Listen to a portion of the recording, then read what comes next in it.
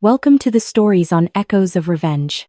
Step into a world where love turns dangerous, revenge feels inevitable, and every story drags you deeper into the shadows of desire, betrayal, and the human heart. Let's begin today's story. The first sign something was wrong came from my neighbor Deborah, who texted me a photo at 2:14 p.m. on a Saturday.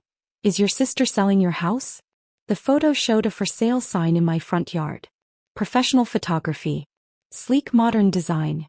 Willow Creek Estates, $485,000. Open house Sunday, January 4th p.m. I was in Chicago for a medical conference. My house was in Austin, 1,200 miles away. I called my sister immediately. "Oh good, you saw the sign." Ashley sounded delighted. "I was going to tell you tonight. I found the perfect buyers for the house. Young couple, pre-approved, they're offering asking price." "Ashley, you can't sell my house. It's not just your house, it's the family house. Mom left it to both of us. Mom left it to me. You got the condo in Denver. Remember? We signed the estate paperwork 3 years ago." Silence. "Then, that's not how I remember it. It's how the will was written. The house is solely in my name. You have no legal claim to it." "Well, that's just a technicality. Morally, it's family property. And since you're never there, you travel constantly for work. It makes sense to sell it and split the proceeds. I've already done all the work. The listing went live yesterday." I pulled up Zillow on my phone. There it was, 2847 Maple Drive. 4 bedrooms, 3 baths. Charming family home in desirable Willow Creek Estates. Listed by Ashley Morgan Real Estate. My sister had become a realtor 6 months ago after her third multi-level marketing venture collapsed. "Ashley, take down the listing immediately." "I can't. I have showings scheduled. I've already invested money in staging and photography." "With whose permission?" "I used the spare key Mom gave me. The house looked dated, so I hired a staging company. It looks amazing now. You're going to love what we've done with the master bedroom." "You broke into my house and staged it?" "I didn't break in, I have a key. And I'm helping you maximize value. You should be thanking me." I hung up and called the listing agent number on the Zillow page. It rang through to Ashley's cell phone. I cut the conference short and caught a flight home that night. Landed in Austin at 11:47 p.m., drove straight to my house. The staging was extensive. My furniture was gone. Replaced with sleek modern pieces that looked like they belonged in a catalog.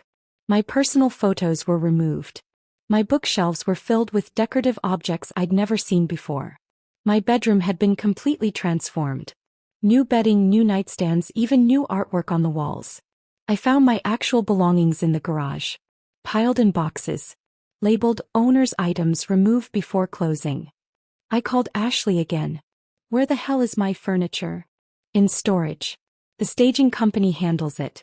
Don't worry, everything's insured." I didn't authorize storage. I didn't authorize staging. I didn't authorize anything. "Claire, you need to calm down. This is business.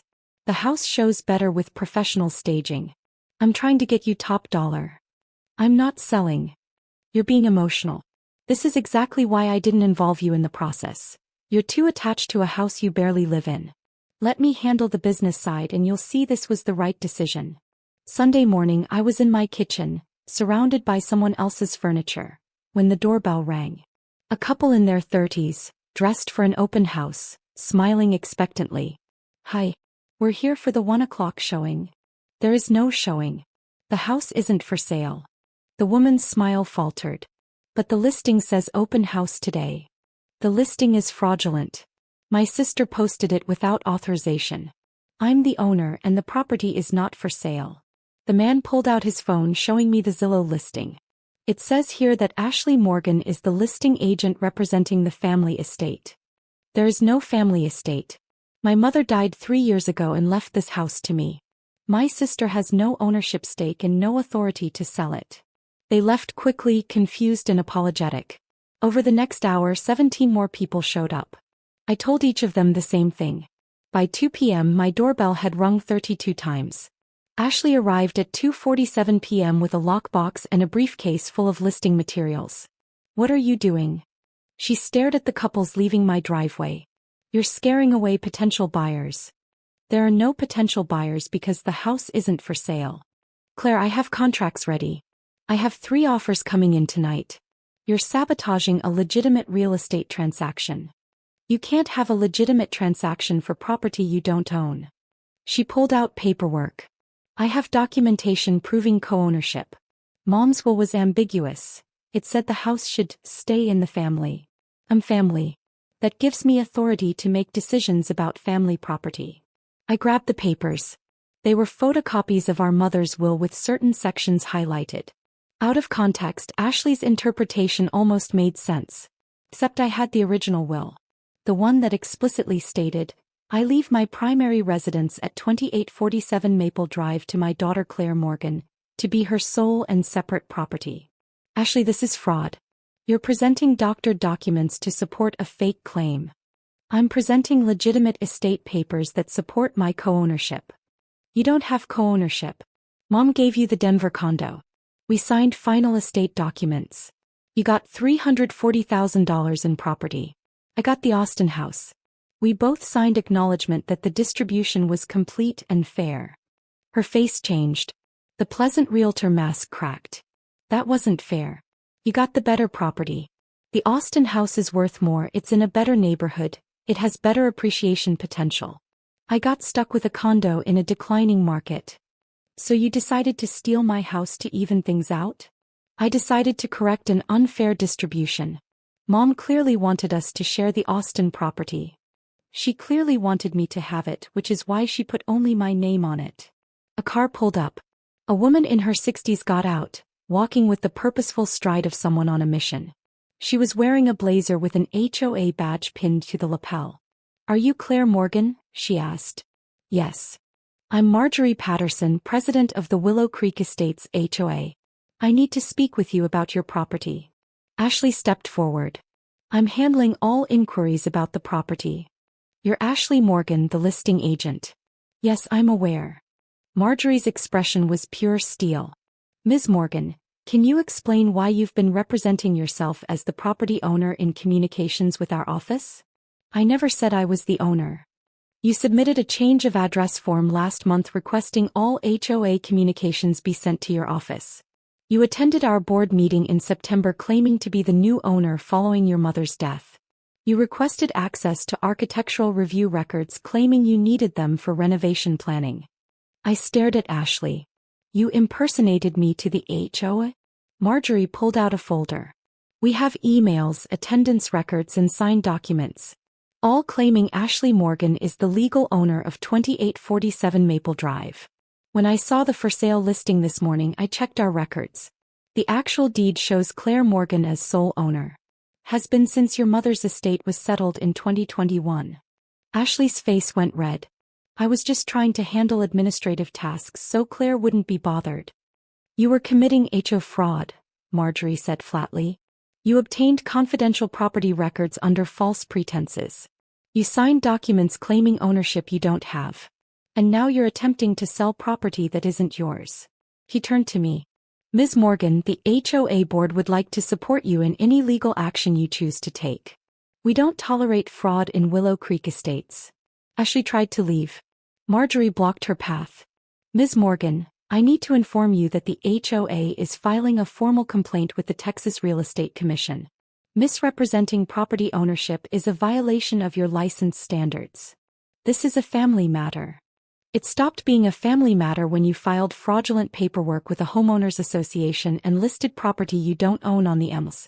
That's professional misconduct. Ashley turned to me. Claire, please. Don't let them do this.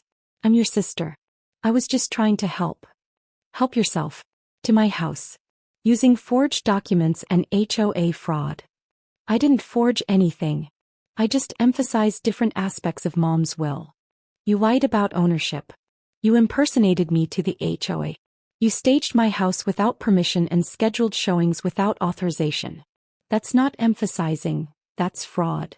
Marjorie handed me a business card.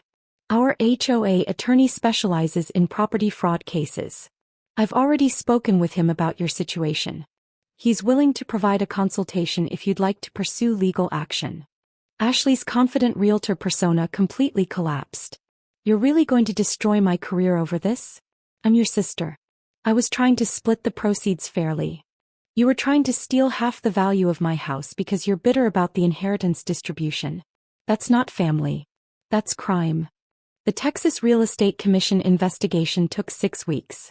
What they found: Ashley had forged HOA documents for 3 other properties she'd listed in the past 4 months. She'd been representing herself as having ownership authority she didn't possess, collecting commissions on sales of properties where her legal standing was questionable at best. She'd used our mother's death and the estate settlement as cover, claiming family estate sales, while actually pressuring family members to sell properties they didn't want to part with. The commission revoked her real estate license permanently. The buyers who'd submitted offers threatened legal action. My attorney pointed out they'd been defrauded by Ashley, not me, and directed their complaints to her. The staging company demanded payment for their services. Ashley had apparently told them I'd pay upon closing. When the closing didn't happen, they sued her for breach of contract. 2 months later, Ashley showed up at my house on a Tuesday evening. She looked exhausted. "Claire, I need to talk to you." I didn't invite her in. "What do you want?" "I'm broke. The lawsuits, the lost commissions, the staging fees. I'm completely underwater. I'm going to lose the Denver condo." "That's unfortunate. I was wondering if you'd consider selling this house and splitting the proceeds. Not as co-owners but as family helping family. I made mistakes, but I'm still your sister." I looked at her. Really looked at her. Saw someone who'd spent her entire adult life chasing shortcuts, convinced she deserved more than she'd earned, willing to lie and cheat to get it. "Ashley, you didn't make mistakes. You committed fraud. You forged documents, impersonated me to the HOA, and tried to steal my house. Those aren't mistakes. Those are crimes." "I know, and I'm sorry." "You're sorry you got caught. You're sorry there were consequences. You're not sorry you tried to steal from me." He started crying. "What am I supposed to do? I have nothing left. Get a job. A real job, not another scheme. Stop looking for shortcuts. Stop thinking you're entitled to other people's property. And stop expecting me to bail you out of problems you created. So you're just going to watch me lose everything? I'm going to watch you face the consequences of your choices.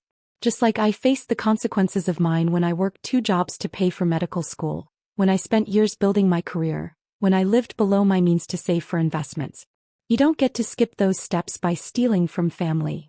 She left. I haven't heard from her since. I still live in the house. Removed all of Ashley's staging, brought my furniture back from storage, made it mine again. The HOA sends me all communications directly now. Marjorie became a friend. Turns out we both collect vintage medical equipment. My neighbor Deborah still texts me photos when anything suspicious happens. Last week she sent one of a lost dog. The week before, a car parked in my driveway while I was at work. Both false alarms, but I appreciate her vigilance. Some families share everything. Mine tried to take everything. I choose to keep what's mine and let the consequences fall where they belong.